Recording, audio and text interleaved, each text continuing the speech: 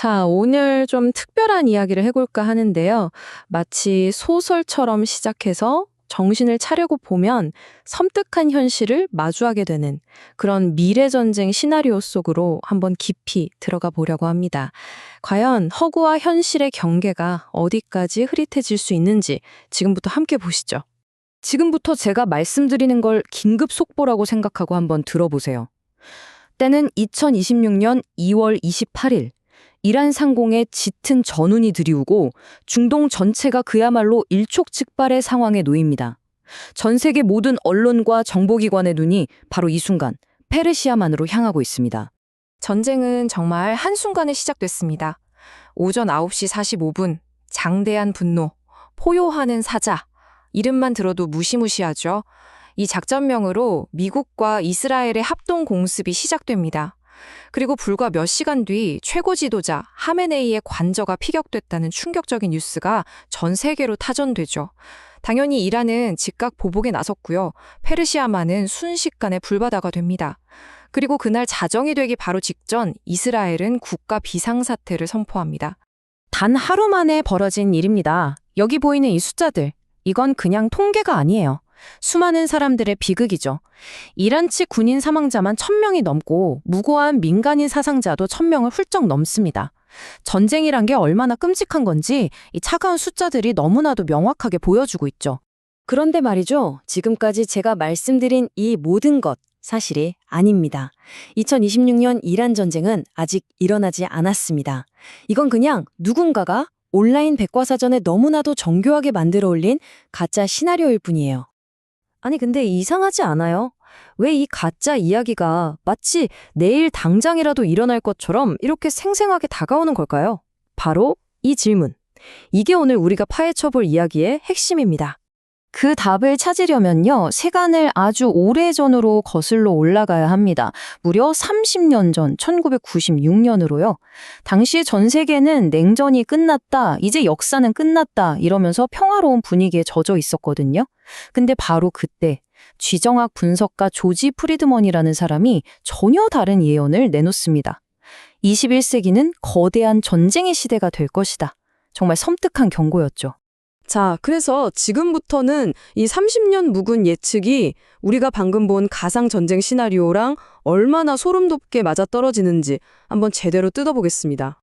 한마디로 전쟁의 판이 완전히 바뀐 겁니다. 20세기 전쟁을 수십만 명의 군인들을 갈아 넣어서 땅 한 뼘을 차지하는 그런 소모전이었잖아요. 근데 21세기 전쟁은 달라요. 마치 외과 의사가 수술하듯이 적의 심장부만 정확하게 도려내는 정밀 타격의 시대입니다. 이제 하늘을 넘어 우주를 지배해야 하고요. 사람 대신 드론이 전장을 누빕니다. 전선이라는 개념 자체가 사라지고 모든 게 연결된 네트워크 전쟁이 시작된 거죠.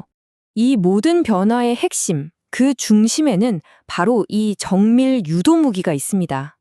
쉽게 말해 인공위성이 눈으로 목표를 보고 수천 킬로미터 밖에서 미사일을 쏴서 정확히 맞추는 기술이죠. 우리가 맨 처음에 봤던 그 가상 시나리오, 다시 한번 떠올려 보세요.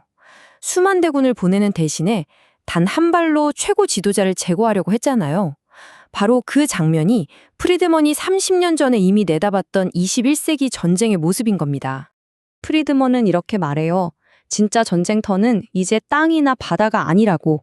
보이지 않는 곳, 바로 우주에서 승패가 갈린다는 겁니다. 우주에 떠있는 센서로 목표를 찾아내고 위성 네트워크로 조준해서 무인 드론이나 미사일로 타격한다. 이 새로운 킬체인을 손에 쥔 자가 미래 전쟁의 승자가 된다는 거죠. 자, 그런데 여기서부터가 진짜 흥미로워집니다. 프리드먼의 예측 중에서 아마 가장 우리의 상식을 완전히 뒤집어버리는 주장이 나오거든요. 바로 핵무기에 대한 이야기입니다. 아니, 보통 상식적으로 핵무기는 최강의 억제력, 절대무기, 이렇게 생각하잖아요?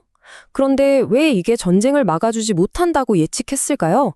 수십 년 동안 우리가 믿어왔던 생각에 정면으로 도전하는 질문이죠.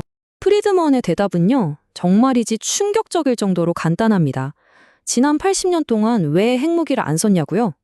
쓸모가 없었으니까. 딱 이 한마디입니다. 이게 무슨 말이냐면 핵이라는 게 너무 강력해서 역설적으로 쓸데가 없다는 거예요. 이걸 써서 얻을 수 있는 정치적 이득이 없다는 거죠. 한번 생각해 보세요. 핵무기를 가졌던 미국도 베트남 전쟁에서 졌잖아요. 핵이 재래식 전쟁을 막아주진 못했다는 뜻입니다. 결국 정밀 타격이 오가는 현대전이라는 새로운 게임의 룰 앞에선 핵무기는 그냥 가지고만 있는 무기가 되어버렸다는 게 프리드먼의 분석입니다. 자, 그럼 이런 큰 그림의 분석이 지금을 살아가는 우리에겐 구체적으로 어떤 의미가 있을까요? 좀 더 현실적인 이야기로 들어가 보죠. 프리드먼이 여기서 아주 도발적인 예측을 하나 내놓습니다. 바로 한반도에 대한 이야기인데요.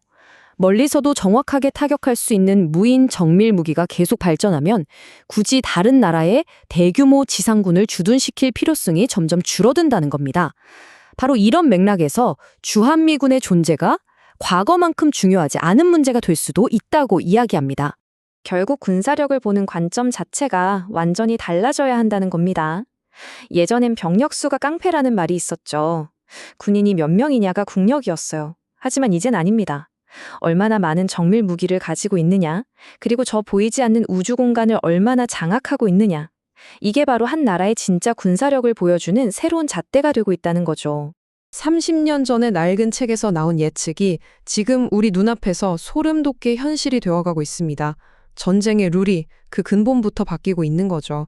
그렇다면 우리가 스스로에게 마지막으로 던져야 할 질문은 바로 이겁니다. 낡은 규칙이 더 이상 통하지 않는 이 새로운 전쟁터에서 과연 우리는 싸울 준비가 되어 있을까요? 이 질문을 여러분께 남기면서 오늘 이야기를 마치겠습니다.